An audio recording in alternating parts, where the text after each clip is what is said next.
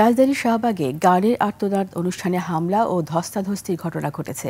অনুষ্ঠানটি বাউল আবুল সরকারের গ্রেপ্তার এবং মানিকগঞ্জ ও ঠাকুরগাঁওয়ের বাউল শিল্পীদের উপর হামলার প্রতিবাদে আয়োজন করা হয়। বিকেলে ঢাকা বিশ্ববিদ্যালয় চারুকলা অনুষদের সামনে এই ঘটনা ঘটে।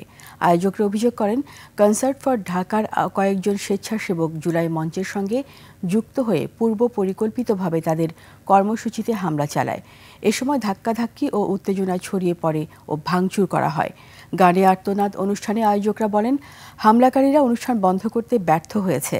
পরে বাউলদের উপর হামলার প্রতিবাদে ও আবুল সরকারের মুক্তির দাবিতে মশাল মিছিলের ঘোষণা দেওয়া হয়। এরকম একটা জায়গায় জুলাই আন্দোলনের নাম করে আইসা আক্রমণ করা হইল, ভাঙচুর করা হইল এবং কিন্তু গুরুত্বপূর্ণ যেটা যে আমাদের আজকে জনতা যেভাবে এই আক্রমণকারীদের প্রতিহত করছে, এইটা আমি মনে করি খুব গুরুত্বপূর্ণ একটা বার্তা। আপনারা আপনাদের যেই কথা, সেই দাবি আপনারা আপনাদের আয়োজনের মাধ্যমে জানান, আপনাদের সমাবেশ করে আপনারা জানান।